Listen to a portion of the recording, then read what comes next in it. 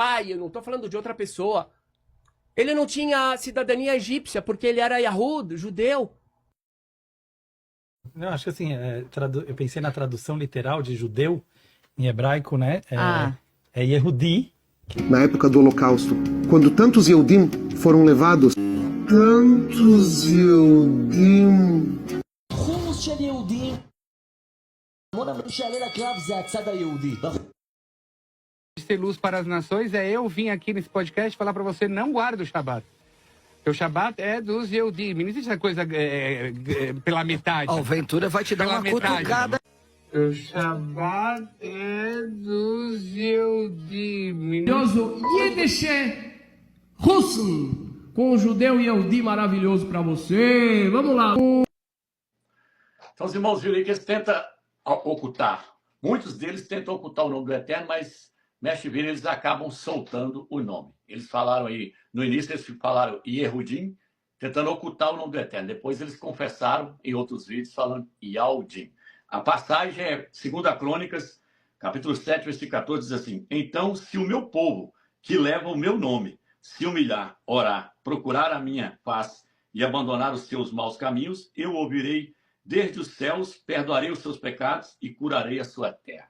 Se o meu povo, que leva o meu nome, Yaldim, povo de Yal. Então, não é judeu, é Yaldim. Mas colocar judeus na nossa Bíblia, já falei isso, é em homenagem a Zeus, um ídolo da mitologia grega.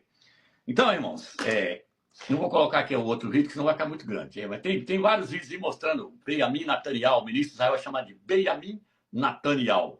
Outros jornalistas de outros países que não conhecem falam Benjamin Netanyahu, não é Yahoo, é Yahu. Tem ele mesmo falando, meu nome é Benjamin Netanyahu, que significa filho da mão direita de Yahu. Agora, entrando na questão do grego, irmãos, é o seguinte.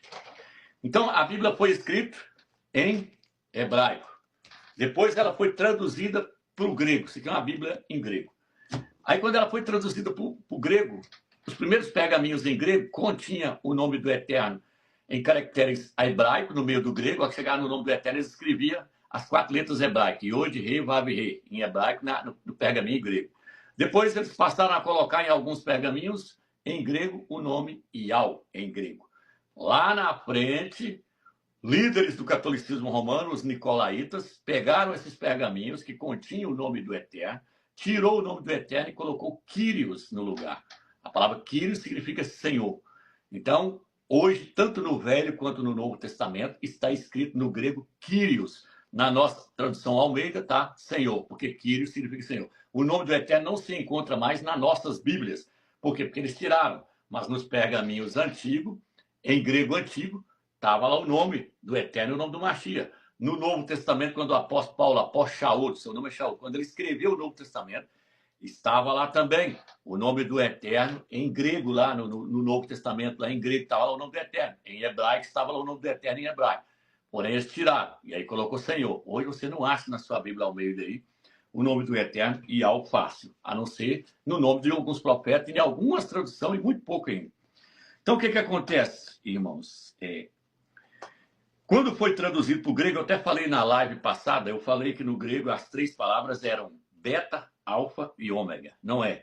A primeira letra, eu confundi ela, é iota. A primeira letra é iota, a segunda é alfa e a terceira é ômega. No grego, isso aqui são letras gregas. No hebraico é iod, re, vav.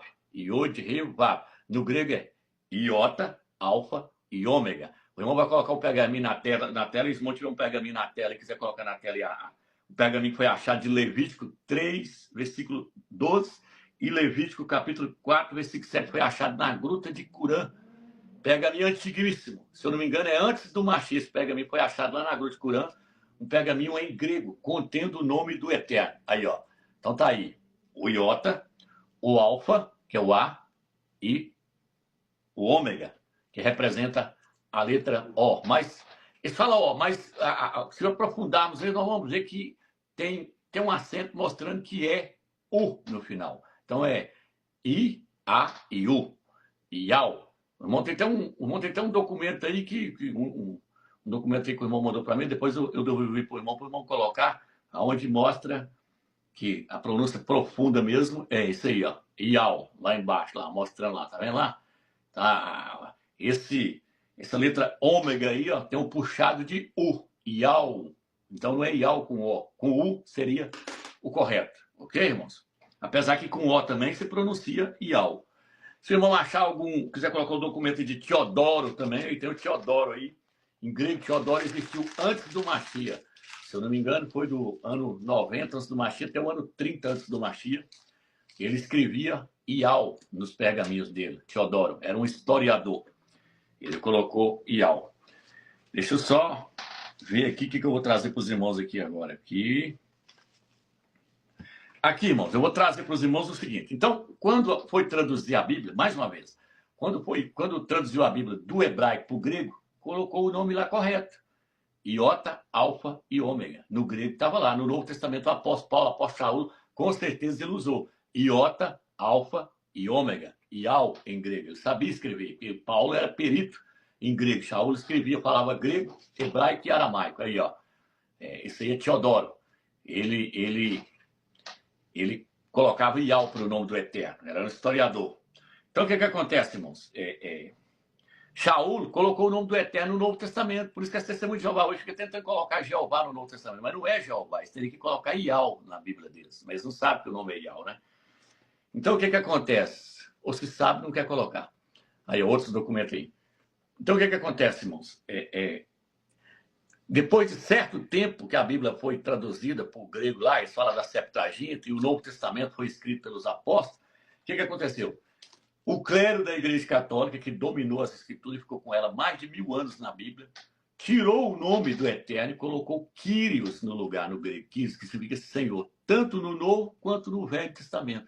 Olha o Senhorzinho aí falando aí, mais uma vez aí, que foi o cristianismo que mudou, foi os cristãos, foi os nicolaítas da Igreja Católica.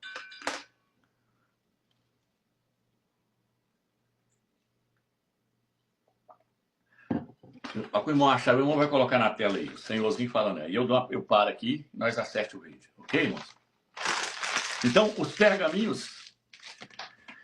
os primeiros pergaminhos foram escritos corretamente. Removeram o nome de Deus e o substituíram por Kyrios, e que os escritores do Novo Testamento seguiram este padrão.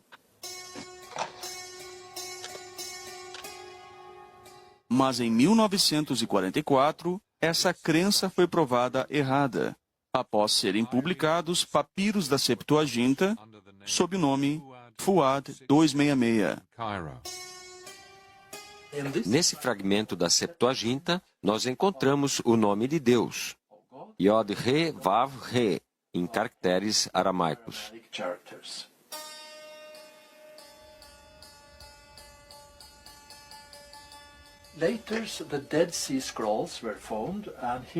Mais tarde foram encontrados os rolos do Mar Morto, e os fragmentos da Septuaginta foram achados também.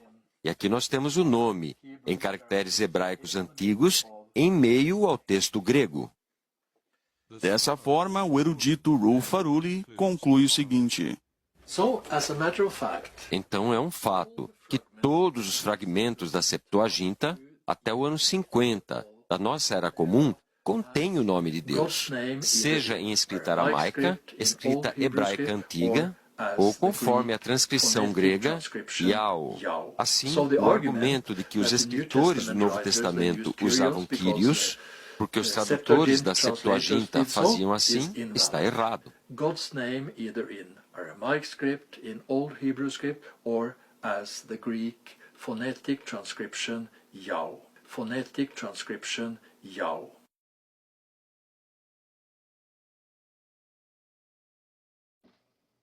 Então tá aí, irmãos. Agora nós entendemos aonde foi que aconteceu a corrupção. Não foi no hebraico. Foi a hora que traduziu do hebraico para o grego, aí estava correto.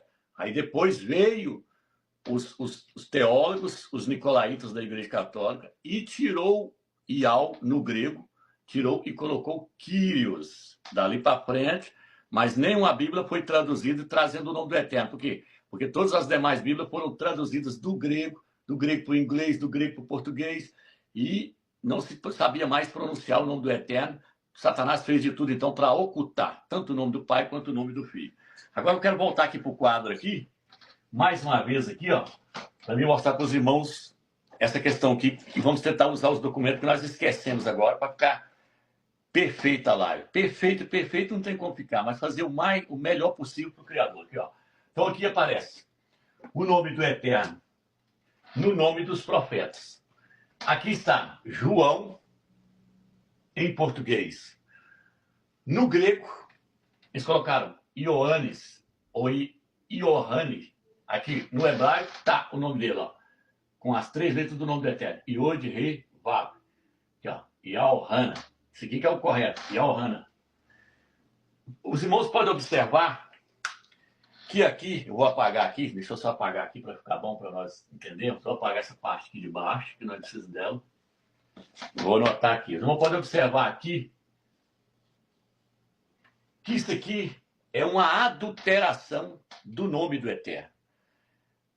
Feito por quem? Feito pelo catolicismo romano, pelo clero da Igreja Católica. Por quê? Porque não queria que o nome do Eterno chegasse ao conhecimento dos verdadeiros servos do Eterno. Eles tentou deturbar o nome do Eterno para ninguém ver ele. Por quê? Porque no livro de número 6, versículo 27, que o Eterno falou: coloca o meu nome sobre os filhos de Israel para que eu possa abençoá-los.